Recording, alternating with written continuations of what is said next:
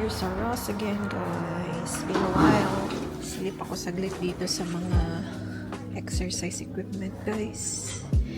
Yung weights, meron sila dito. $4.99. Namamahalan ako sa isa lang. Siguro kung $3 to kukunin ko para makabili akong dalawa. Pero mahal. Nakita ko sa Amazon. Baka yun na lang yung bibilihin natin. So, yan. Kuha tayo ng card. Baka may makita-time na pwede idagdag sa box. Let's go.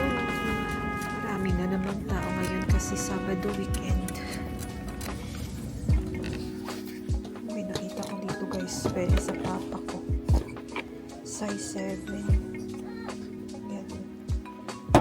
Ayaw na kasi niya mag-shoes. So, pwede ito sa kanya pang lakad-lakad. Kunin natin. Parang bird. Parang dito naman ako sa shorts, guys.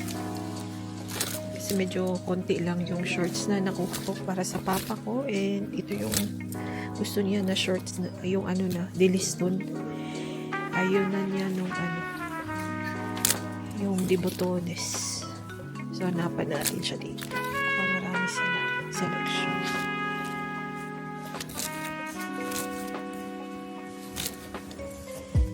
Ito, maganda. Small. Pwede ito sa kanya yan. Tayo sa shirts, guys. Wala masyadong ano sa shorts. Mura. $7 lang mga nakuha ko. But that's okay. Kumuha lang ako ng dalawa. So, shirt naman tayo.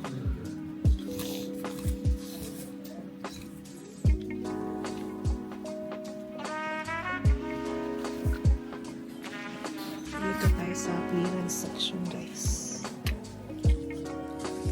Mura na sando. Kulang katak para sa papa ko dito. Mga sando. Yun yung mga gusto niya. Ang request niya yan. May nakuha pala akong shirt na $5. Ito, small. Not sure kung suot sa kanya. Pero may kinuha ko kanina medium. Let's see. Kung meron pa tayo makita medium. Masyado kasi itong fitting kung small. Ayan. Meron pang isang $5. Kunin natin, guys. Sila na ng kapatid ko magpipili kung anong gusto nila.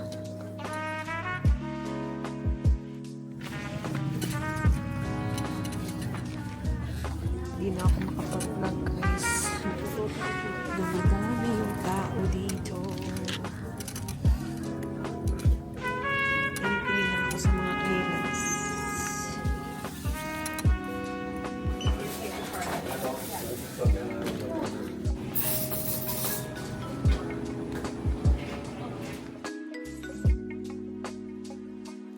Tapos na kami sa Ross, guys. Dito naman tayo sa Old Navy. Nag-snack lang kami sandali sa Starbucks. Let's go!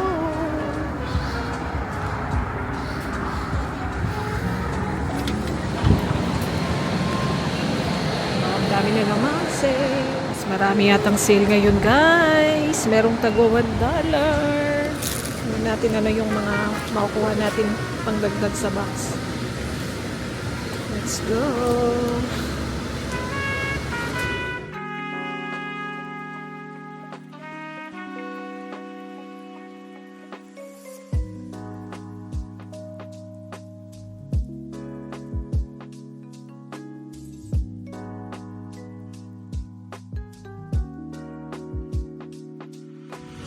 Update, guys.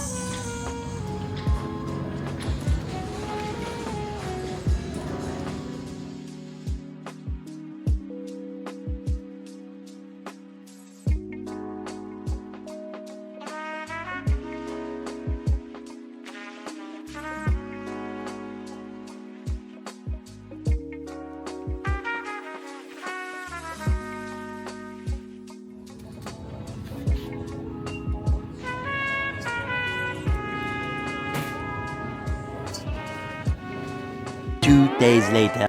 Hello guys! Welcome back to another vlog. Wala tayong lakad today. By the way, this is my second and last day off before ako magsa-start sa aking new job. Oo, hindi na tayo magta-travel guys muna, or baka magta-travel tayo ulit, but not for now. Magsa-stop muna tayo.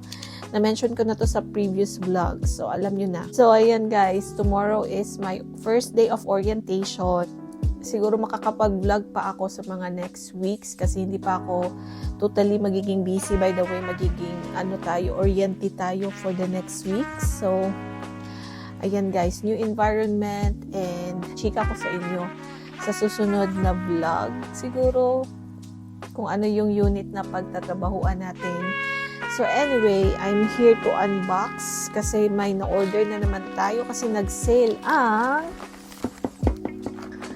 Alta.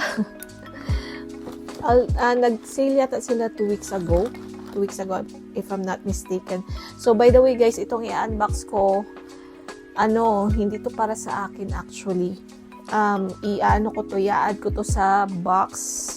Sa ipapadala ko sa Pinas kasi nga uuwi tayo ng Nebraska para magpadala ng mga 2 box yata ipapadala ko. Hindi ako sure kasi meron din ako mga gamit na gustong ipadala kasi nakastock lang siya, hindi nagagamit. So, ayun, magpapadala tayo, and yung mga nabili natin sa mga sale. So, ayan. Ito yung first package. Sa Alta pa din to guys. So, yung mama ko, hindi ko siya nabigyan ng mga lip products nung umuwi ako. Namigay ako sa mga tita ko. Tapos, halos lahat ng mga tita ko nabigyan ko. Tapos sabi niya, wala bang para sa akin? So, yun guys, hindi ko naman kasi alam na gusto din niya mag-lipstick kasi minsan hindi siya nag-lipstick ganon. So, yung mga kinuha ko pala guys is mga lip products kasi nag-sale sila last week yata yun. Basta, kasi parang last week pa to ng package na to. Hindi ko lang siya na-open kasi na-busy tayo. So, nag-sale yung Alta ng mga cosmetic products nila, and kinunan ko yung mama ko, tsaka kumuha na lang din ako ng mga products na gagamit ko. So, ayun. First one, ito nakaseparate siya, yung Alta na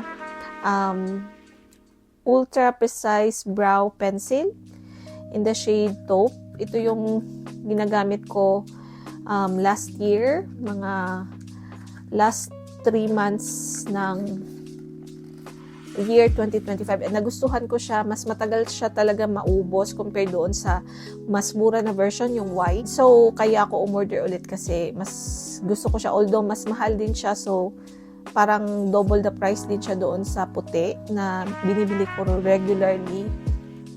So, ito na yung in-order ko pang backup. Kasi, for sure, yung aking ginagamit ngayon na e.l.f. Maglalast lang yun sa akin ng 1 month. Mga 2 weeks ko na siyang gamit. So, may backup na tayo. So, ito naman guys is yung in-order ko para sa mother ko. And, kinunan ko din yung kapatid ko para sa kanya. So, yung in-order ko is yung mga brand na, alam mo yun, hindi basta-bastang mabibili or hindi locally available sa Pinas. Siyempre, papadala na lang tayo yung mga hindi available sa Pinas. So, ayan you guys. And nag-add lang din ako ng ibang mga products din. So, ito, nag-sale siya guys. Mga $3 na lang yata to. Ayan mga essence na lip tint.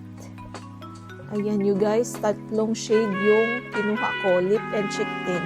Alam niyo naman, mahilig ako sa lip and cheek tint. So, ayan, bumili ako ng 3. Kukuha siguro ako ng 1 lang dito. And then, the rest, ibibigay ko sa kapatid ko para may lip tint siya. Kasi mahilig din yun mag-lip and cheek tint lang. So, ito yung remaining na lip tint ko, guys. Yung tear ko, 1 na lang din. Tapos, halfway na din siya. Nilalagay ko sa isang bag ko. So, bumili na lang din ako nito kasi naka-sale naman. So, ayun. Ito yung from Chinky Tints. Kilala nyo si Chinky Tita. Isa sa mga beauty influencer na may anak na siya ngayon. I believe 2 na yung anak niya. So, ayun. Umorder ako nung umuwi ako sa kanya. Kasi, di ba, pupunta kami ng Cebu. Umorder ako nitong lip tint niya, tsaka yung mga sabon. So, ito na lang yung, malapit na siyang maubos. And, gamit ko din siya ngayon, guys. Nilagyan ko lang konti kasi ang putla ko. So, ayun, bumili ako nitong essence kasi mura na lang siya, $2 something or $3. Basta, ganun lang. Super mura. So, itatry ko siya. And kung magustuhan ko, at least meron na akong mabibili na mura. Kasi parang regular price ito, nasa $8 or $7 lang. So, ayan. Try ko yung isa and the rest mapupunta sa kapatid ko. Kasi mas gusto din ng kapatid ko yung lip tint lang. Hindi siya mahilig sa mga lipstick masyado. So, ito naman, dinamihan ko na 4 na liquid product from may talaga, sound effect. So, ayan, NYX. Ayan guys, nag-sale yung NYX nila sa Ulta. So, I got 4 shades. Ang ganda ng mga kulay, di ba? Ayan. So, ayan, bibigay ko to sa mama ko. Kasi nga, hindi ko siya nabigyan nung last na padala. Pero hindi naman niya ako ni-remind. Hindi naman din siya nang hingi. Na-remember ko lang na sinabi niya, wala bang para sa akin nung nagpapaano ako kay sister ko na ipack yung mga ipamigay ko nga sa mga tita ko. So, ayan, bigay natin to sa mama natin. NYX na mga liquid soft matte lip cream. Ayan, soft matte lip cream. Mura na lang to guys. Basta mga nasa $4 yata or mga ganong presyo. 4 or 5. Parang $4 yata. Kaya, bumili ako ng 4. So, ayan, puro mga kakikayan. Papadala ko yan sa mama ko. Ganun pa palang isa dito guys, sa kalimutan ko. So, ito na, if na-remember nyo, nung nag-Ulta haul ako, nung nasa Indiana yata kami nun, nung umorder din ako sa Ulta, may haul ako early last year din, mga nasa March yata, yun o April. Basta, kung nanonood kayo ng mga vlogs ko, ng mga pinag-haul ko, bumili ako nito, di ba, naka-sale. Tapos, ito nag-sale siya ulit.